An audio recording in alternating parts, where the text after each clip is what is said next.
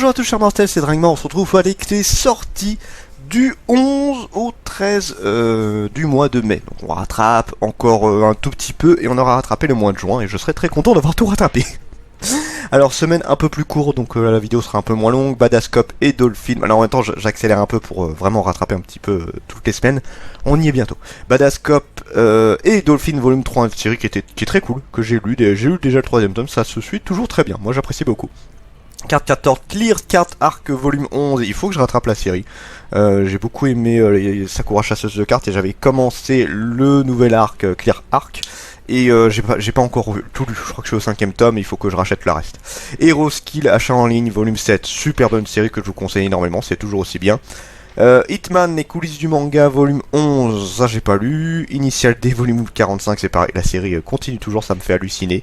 Je pense pas que je l'achèterai un jour celle-là, mais ça fait partie des grands noms du manga. Insomniac, volume 5, très bonne série que j'ai hâte de pouvoir vous présenter, j'ai pas encore présenté le manga. Iruma, l'école des démons, volume 13, je n'ai pas encore lu. Enfin, j'ai pas encore commencé. Je pense que je la lirai à l'occasion cette série-là. Isekai Gourmet Magical Table Clots, volume 1. J'ai commencé à lire, je l'ai pas fini. Voici l'histoire d'un groupe d'aventuriers voyageant à la recherche d'un trésor et d'une étrange nappe enchantée faisant apparaître de la nourriture, sauf que la nourriture en question vient de notre époque moderne et voilà que se retrouve invoquer un pot de glace vanille et des bonbons à la limonade avec le goût de ces mets divins. Nos aventuriers ne sont pas au bout de leur surprise. J'ai commencé à lire et c'est plutôt pas mal, il faut juste que je continue. Jeune Dragon recherche appartement ou donjon volume 7, j'ai pas du tout adhéré à cette série là. C'était une bonne idée mais vraiment je n'adhère pas du tout. Le roi démon et moi et nos 10 enfants, j'ai acheté, je l'ai pas encore lu. Après avoir perdu sa mère dans un accident, Akari se retrouve totalement seule à la seconde où elle émet le fervent souhait d'avoir une famille. Elle est emportée par une force mystérieuse et s'évanouit. Lorsqu'elle revient d'elle, Akari découvre qu'elle se retrouve dans un autre monde. On lui annonce qu'elle a été invoquée pour donner naissance aux enfants du roi démon Guran, alors qu'elle n'a que 16 ans, elle n'a même jamais sorti avec qui que ce soit. La survie d'une jeune maman dans un univers peuplé de créatures fantastiques commence alors. À voir, donc en plus c'est une autrice assez connue, Emma Toyama, qui a fait beaucoup de mangas. En tout cas, enfin moi je l'ai acheté maintenant, à voir ce que ça va donner. Les aventures de Kirby dans les étoiles, ça en vrai j'aimerais bien les voir parce que les Kirby, les Wario, les Yoshi, les trucs du genre en manga, ça peut être très drôle, les Kirby ça me tente bien. Mon ami des ténèbres, volume 5, je l'ai lu, il est très bien, c'est une série vraiment, il faut découvrir, c'est super cool. Promesse en rose, volume 6, je n'ai pas lu. Sido, volume 15, j'ai pas lu également. Skid Dance, volume 31, série qui continue encore et encore, j'ai pas lu non plus. The King of Fight, A New Beginning volume 2, je n'ai pas lu et je ne lirai pas.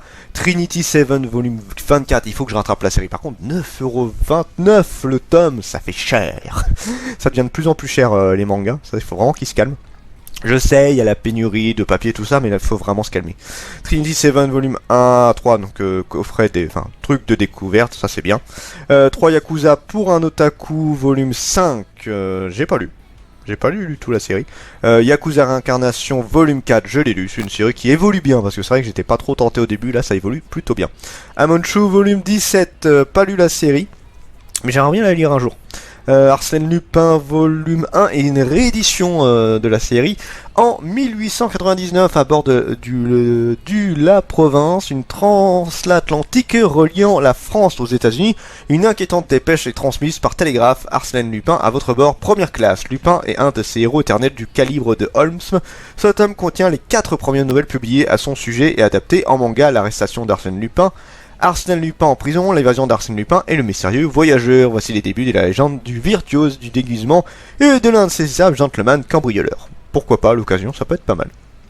Arsène Lupin volume 2, la réédition. Assassin's Creed Blood of Shaojun volume 4. J'ai pas vu. En Assassin's Creed, j'en ai qu'un seul. Il y a l'Eva là qui me tenterait à la limite en manga, voir ce que ça peut donner.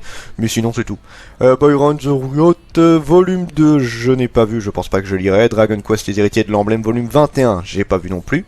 Dresseur dans un autre monde, j'ai vu, et c'est pas mal du tout. J'ai très hâte de voir la suite. Pour survivre dans un nouveau monde, il va devoir prouver qu'il est le meilleur dresseur de monstres, qu'il soit dans des combats épiques. Une classe surpasse de loin celle des héros et des paladins, la classe des dresseurs. Un jour, l'un d'eux se retrouve propulsé dans un autre monde sous les traits d'un jeune garçon prénommé Varius. Son choc est immense lorsqu'il apprend que la classe qu'il a affectionnée tant est considérée comme la plus faible dans cette nouvelle vie. Malgré tout, Varius est bien décidé a décidé et a prouvé à tous la véritable puissance des dresseurs, il en va de sa fierté. Série qui est très cool. L'Éden des sorcières volume 3, je n'ai pas encore lu. Le petit monde de Mashida. Terminant cet tome pour le coup. Au premier coup d'œil, Hajime Mashida est un adolescent tout à fait quelconque avec son air sérieux et impassible. Il s'avère en réalité plutôt maladroit, ne brille dans aucune matière et reste réfractaire aux nouvelles technologies. En somme, il considère n'avoir aucun talent. Et pourtant, tous ceux qui le connaissent l'adorent. Pourquoi? Parce que Mashida est en réalité doté d'un don rare et précieux, celui de prendre naturellement soin des autres. Profondément attentionné, le jeune homme fait du bien autour de lui sans même se rendre compte à travers des petits gestes tout simples. Il éclaire le quotidien de sa mère et de ses frères et sœurs, dans ses camarades, et c'est bien ça le plus important. Oui, pourquoi pas. Je sais pas ce qui me tente le plus, mais bon. Les Héros de la Galaxie volume 15, il faut absolument que je rattrape cette série, elle était exceptionnellement bien.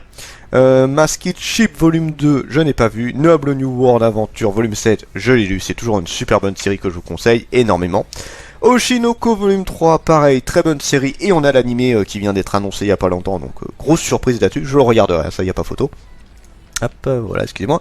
Ragnagna et moi, volume 2, je n'ai pas lu, mais je serais curieux de le lire à l'occasion quand même. Switch Me On, volume 8, je n'ai pas vu. The Ancient Magus Bride, donc là c'est le spin-off. J'ai lu les premiers tomes, on les avait prêtés, c'est vrai que c'est pas mal, et j'ai une grosse préférence pour celui-là par rapport à la série de base. The Ancient Magus Bride, volume 16, que j'ai décroché assez vite. Je trouve le début très bien, et plus on avance, moins j'accroche à la série. The Donjon of Black Company, volume 7, j'aimerais bien rattraper la série, mais je sais plus du tout où j'en suis. Cigarette and Cherry, volume 9, c'est pareil, série rattrapée que je trouvais très bien. De nous, il ne restera que descendre, volume 2, ouais, j'ai pas vu encore, donc ça, je sais pas ce que ça vaut. Et on finit avec Mordu de toi.